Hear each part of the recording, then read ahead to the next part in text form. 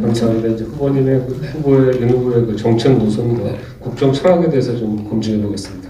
예, 제가 짧게 하나 질문드리면 yes or no로 좀 해주십시오. 당답형으로. 윤 후보께서는 나는 사람에 충성하지 않는다라고 발음해서 화제가 됐습니다. 혹시 윤 후보께서 대통령이 된 이후에 대통령 윤석열에게 충성하지 않고 살아있는 권력도 수사하겠다고 제2의 윤석열 같은 총장이 나오면 바로 자르겠습니까? yes or no로 해주십시오. 그거를 자른다면은 국민이 아마 저를 가만 놔두지 않을 겁니다. 다음 질문으로 넘어가겠습니다. 네. 보통 큰 선거 출마를 하면 자서전이나 에세이를 내는데 아직 직접 내신 거는 없으시죠? 예. 이재명 후보는 1920년대 후반 대공황 때 사회주의적 뉴딜 정책을 도입한 루스벨트 대통령을 가장 존경한다고 했습니다. 윤 후보께서는 역대 지도자급 인물 중에서 혹시 존경하는 롤 모델이 있으신가요? 누구인가요? 지금 그렇게 딱 물어보시니까 저는 우리나라 대통령들에 대해서는 이제 국민들 간의 이런 역사적 평가가 좀 있어야 되는데, 만약에 미국 대통령 중에서 고른다면은 그래도 이 연방을 지키고 국민을 통합한 그런 에이브러함 링컨을 지금 우리 시대에는 좀 본받아야 되지 않느냐, 그렇게 생각하고 있습니다. 제 질문에도 좀 간단하게 말씀을 해주시면 감사하겠습니다. 윤 후보께서는 큰 정부를 지향하십니까? 작은 정부를 지향하십니까? 저는 하는 일에 비해서는 작은 정부, 효율적인 정부를 지향합니다. 지금 이를테면은 지금 추경 예산을 통해서 소상공인 지원을 비롯해서 지금 국가의 적극적인 개입을 좀 선호하는 그쪽으로 이렇게 해서 큰 정부 쪽 입장이 아니신가 이렇게 비춰지는데요. 그렇지는 않고요. 이거는 지금 비상 상황이기 때문에 소상공인 자영업자들 입장에서는 폭탄만 떨어지지 않았지 이분들이 겪는 현실은 전쟁하고 똑같기 때문에 국가가 이거는 비상한 각오로 이분들을 절벽에서 구조를 하지 않으면 더 많은 복지 재정을 투입해야 되기 때문에 반드시 신속하게 해야 된다는 것이고, 그리고 코로나 긴급구조특별본부는 임시적인 조직이지 항구적인 조직은 아닙니다. 네. 예, 그렇다면 관련돼서 질문 하나 더 드리고 싶은 게, 지금 큰 정부인 현 정부의 국가 채무는 심각한 문제지 않습니까? 그래서 윤 후보께서도 1,000조 원대의 국가 채무는 미래의 약탈이다라고까지 말씀을 하셨습니다. 네. 현 정부 안보다 강력하고 또 강제성도 있고, 그리고 시기도 지금 2025년인데 이걸 앞당겨서 재정 준칙을 도입하는 방안을 당장이라도 추진할 의향이 있으십니까? 하여튼 신속하게 저는 재정 준칙을 도입을 해서 긴급할 때 돈을 많이 썼으면은 그 다음에는 좀 지출 구조 조정을 또 해가면서 안전하게, 미국이나 일본 같은 기축통화나 준기축통화가 아니기 때문에 잘못하면 국가 신인도에 영향을 줄 수 있고 우리 경제를 아주 파탄에 몰아넣을 수도 있는 것이기 때문에 그 관리가 꼭 필요하다고 생각합니다. 제가 질문 이어가겠습니다. 큰 정부, 작은 정부 이야기가 나와서요. 우리 헌법에는 이 삼권 분립을 구명하고 있지만 실제로는 청와대 권력이 국정을 그동안 장악해 왔었습니다. 지금 큰 정부, 작은 정부 얘기를 하셨으니까 말씀인데, 대선에서 승리한다면, 그렇다면 그 제왕적 대통령이 되지 않기 위해서 지금 어떤 개혁을 준비를 하고 계시는지, 혹시 또 더 나아가서 개헌을 할 생각은 있으신지요? 개헌 얘기까지는 제가 지금 대선을 준비하면서 제가 논할 문제는 아니고요. 그건 이제 국민적 합의를 더 지켜봐야 되는 문제이고, 또 우리나라 국민들이 정치인들은 내각제를 좋아하지만 일반 국민들은 또 대통령제를 많이 선호합니다. 그래서 그 문제는 지금은 제가 언급을 안 하겠습니다. 다만 청와대는 좀 개혁을 하겠습니다. 그래서 장관들을 대통령의 참모로서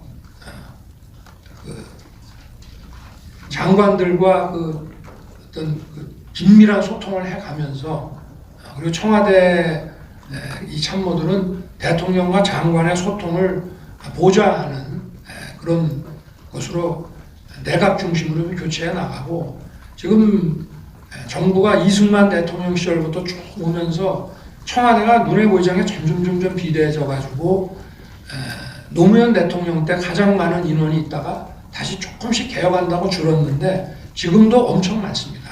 그래서 이 청와대의 규모는 좀 축소를 좀 시킬 생각입니다.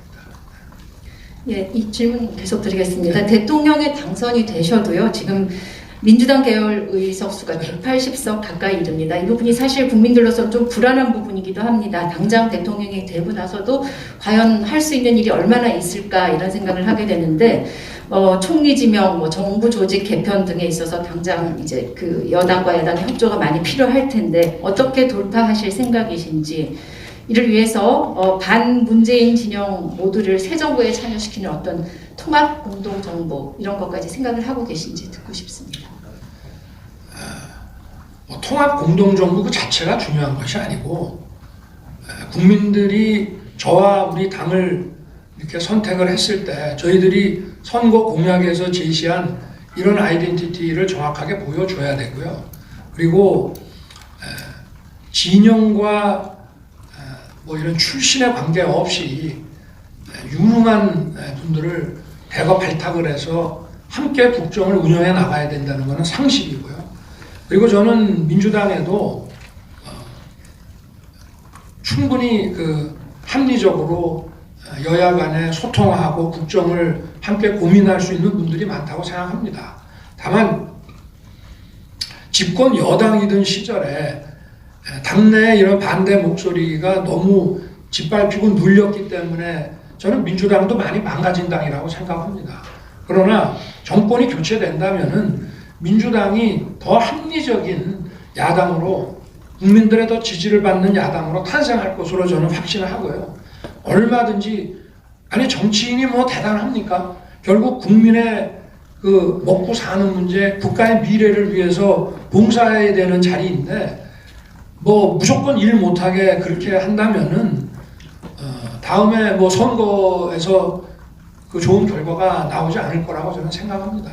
그래서 저도 뭐 무리하게 그 정책을 막 추진하고 하지는 않을 것이고 야당과 늘 협의해 가면서 초기 단계부터 정보를 공유하고 비전을 공유해 가면서 한다면은 그렇게 뭐 반대를 위한 반대는 저는 지금 우리나라가 반대를 위한 반대가 먹힐 정도로 그렇게 녹록한 지금 상황이 아니기 때문에 그러면은 국민들이 가만히 안 있을 거라고 저는 생각합니다.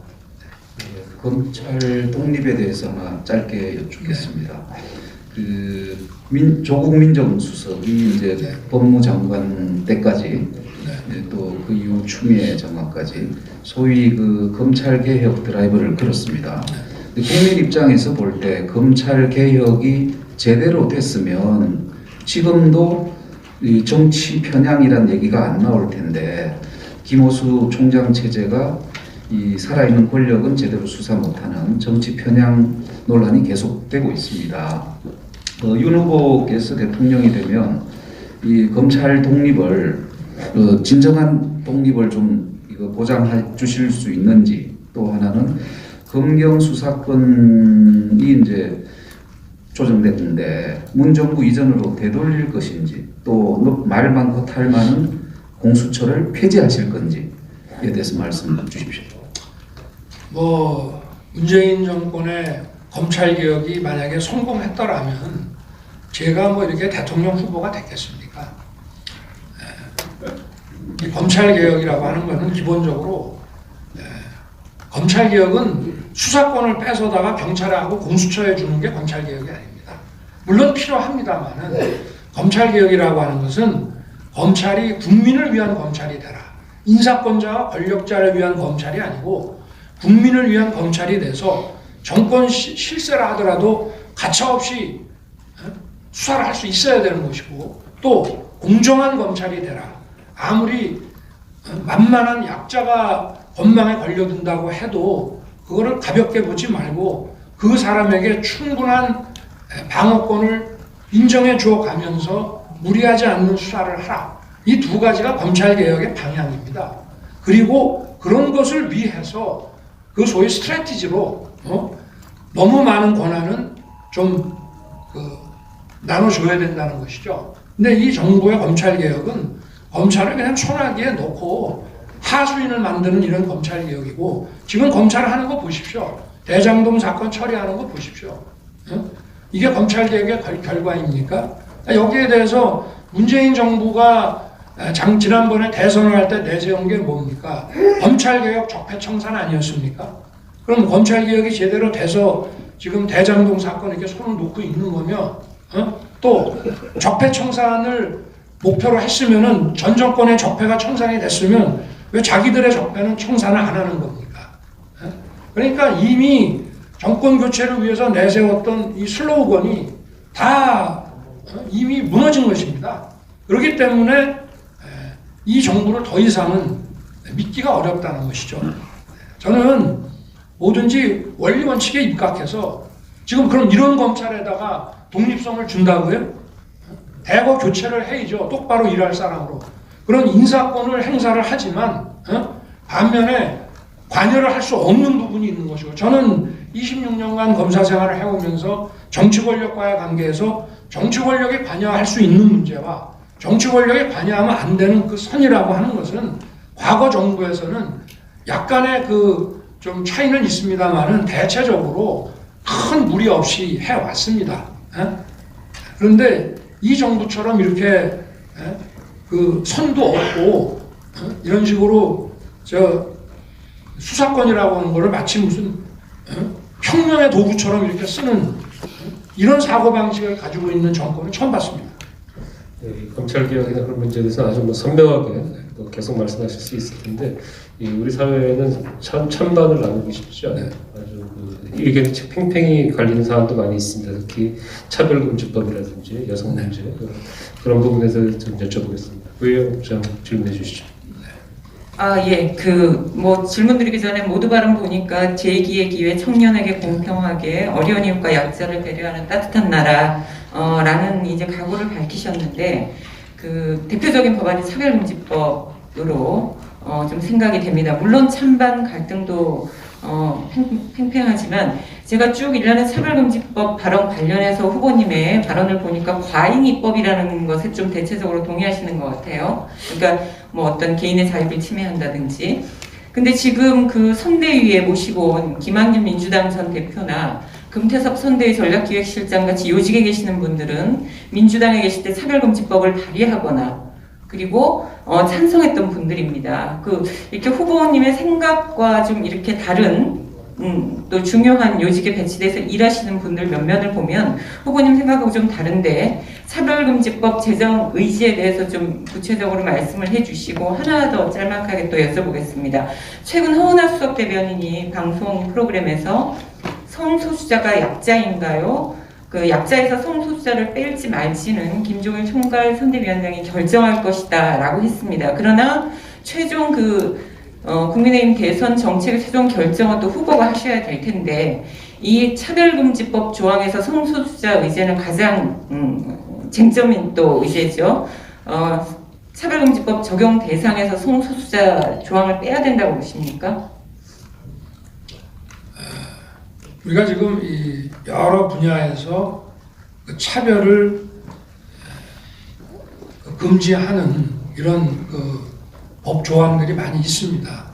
여기서 우리가 이제 금지해야 되는 차별을 좀 원론적으로 살펴보면은 우리 사회가 어떤 노력이나 성취의 결과라고 인정되는 것을 기준으로 해서 그걸 차별이라고, 그걸 기준으로 하는 것을 차별이라고 하지는 않습니다. 그러나 본인이 영향을 미칠 수 없는, 본인의 성취물이라고 보기 어려운, 태생적으로 가질 수밖에 없는 그런 점에 대해서 차별이 이루어지면 안 된다고 하는 그런 차원에서 봤을 때는 차별금지법이 좀 너무 좀 포괄적이라는 부분도 있을 수 있고요. 또 차별이라는 것이 우리가 다 다 받아들이는, 공감하고 사회적인 합의가 이루어지는 그런 부분이라고 하면, 예를 들어서 인종을 차별한다, 남녀를 차별한다는 것은 이미 과거에는 있을 수 없는 일이었지만 문명사회가 이제 그건 다 받아들였습니다. 그러나 예를 들어가지고 그 법률 효과가 나한테 미치는 그런 부분에 대해서도 과연 경제적, 법적 효과가 나에게 미치는 부분에 대해서 그거를 차별하지 말고 동등하게 대하라고 하는 부분을 동의할 수 없는 부분이 많이 있다면은 그 부분은 더 공론화를 거쳐야 되는 것이라, 우리도 저 헌법재판소의 판례가 있고 또 이런 차별 금지를 가장 먼저 이슈화해서 추진해 나가는 것이 이제 미국의 연방 대법원이고, 또 케네디 시절부터 그 소위 민권법이라는 것을 만들어 가지고 인종차별을 위시해서 이런 차별 금지에 관한 각종 그 법 규정과 법원의 판례를 가지고, 심지어는 노동 문제까지, 노사 문제까지도 이런 민권법에 기초해서 많이 문제를 풀어가고 있는데, 그런 나라들도 선진국조차 어떤 포괄적이고 일관된 기준으로 해서 차별 금지라고 하는 것을 사회 전체적으로 강제하지는 않고요. 구체적 사안마다 어떤 그 법원의 그 판결과 법조항을 통해서 이것이 이루어지는 경우가 많기 때문에, 저는 이런 포괄적이고 통일적인 차별 금지 법은 이것을 전면적으로 법으로 강제하기에는 좀 아직도 논란의 여지가 많은 것이기 때문에 이거는 좀 더 검토를 해봐야 된다는 것이 제 기본적인 입장이고, 이건 헌법 해석과 관련되는 문제입니다. 제 개인의 성향 문제가 아니고요. 헌법에서 자유와 평등을 어떻게 조화할 것이냐에 대한 것이지, 평등만이 그냥 강제돼서는 안 된다는 것입니다. 그래서 이런 헌법 해석 차원에서 많은 논란이 있을 수 있는 건데, 이거를 그냥 강제하기에는 받아들이기 어려운 부분도 있다는 것이고요. 그리고 허은하 의원의 그 말씀에 대해서는 글쎄 제가 직접 들어보지를 못해서, 그러나 우리 당 내에도 또 저와 함께 이 정권 교체를 위해서 같은 길을 가는 분들 사이에서 의견이 다를 수 있습니다. 이런 차별금지법에 대해서 동의하는 분도 있고, 헌법 해석상 이거는 좀 더 디테일하게 들여다봐야 된다라고 보는 분들도 있겠습니다만은, 그 차이는 저는 존중합니다. 네, 감사합니다. 우리 후보의 그 노동관에 대해서 여러 가지 그 문제가 제기됐었습니다. 제가 여기서 뭐 자세하게 말씀드리진 않더라도 그 주 120시간 노동이라든가 아프리카 손발 노동이라든가 이런 것들이 논란을 빚었는데요. 최근에 그 중소기업인들의 애로사항을 청취하는 와중에 단순 기능직이 아닌 창의적으로 일하기 위해서는 최저임금제나 주 52시간제는 비현실적이다. 또 이런 대통령이 되면 비현실적인 제도는 철폐하겠다고 말씀을 하셨는데요. 그러면 최저임금제가 과연 창의적 업무와 어떤 관계가 있는지, 또 그렇다면 1986년에 제정된 최저임금제를 없애겠다는 이야기인지, 그리고 또 한 가지 더 여쭤본다면 그 한국노총과의 간담회에서는 고용의 안정성이 매우 중요하다고 말씀을 하시면서, 다만 노동의 유연성, 고용의 질, 고용의 안정성의 가치가 서로 충돌한다면 사회적 대타협을 통해서 이 문제를 해결할 역량을 한국 사회는 갖추고 있다, 이렇게 말씀하셨습니다. 그러면 그런데 그 후보에게서는 여러 가지 발언을 볼 때 사용자 쪽에 그 치우친 발언들을 많이 하고 생각을 하고 있다라고 많은 사람들이 알고 있습니다.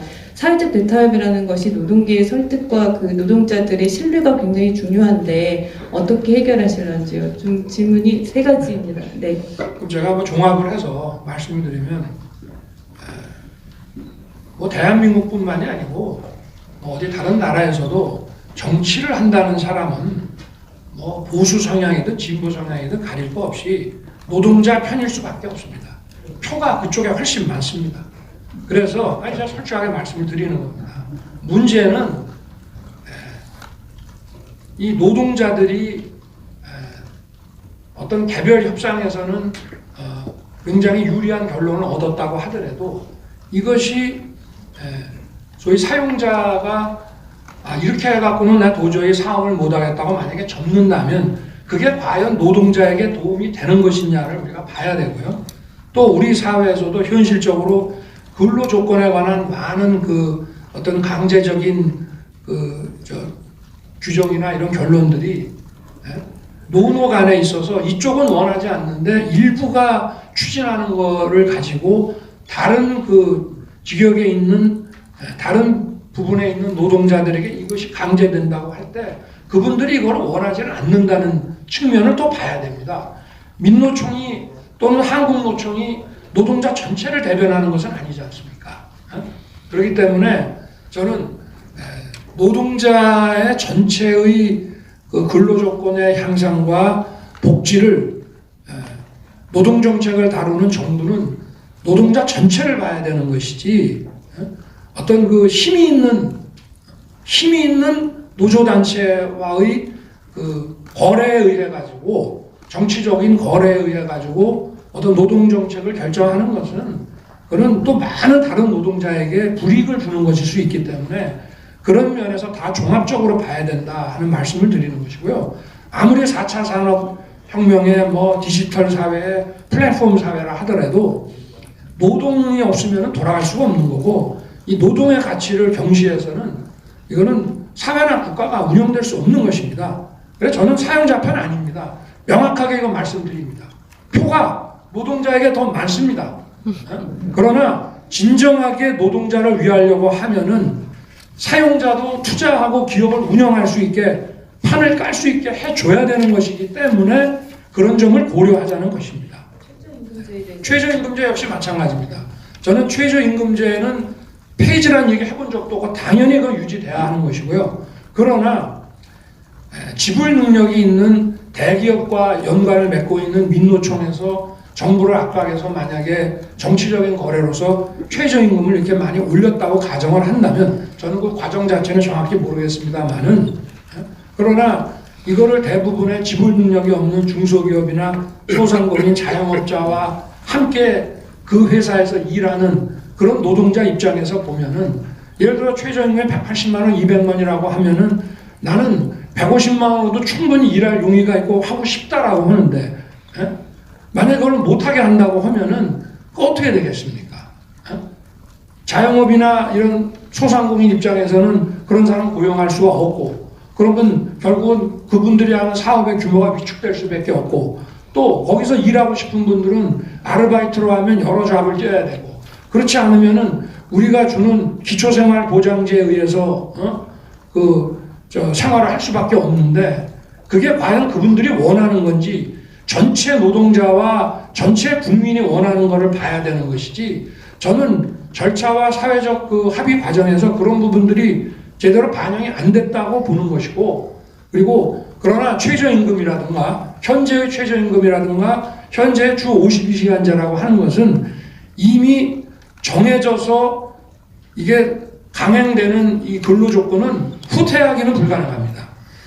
그러나 향후에 이것을 더 올릴 때는 최저임금 같은 경우에는 우리 경제성장률이라든가 인플레이션율도 감안을 좀 해야 되고 주 52시간도 68시간에서 단 1년 만에 이것을 16시간을 줄였는데요. 일본도 1년에 2시간씩 줄여왔습니다.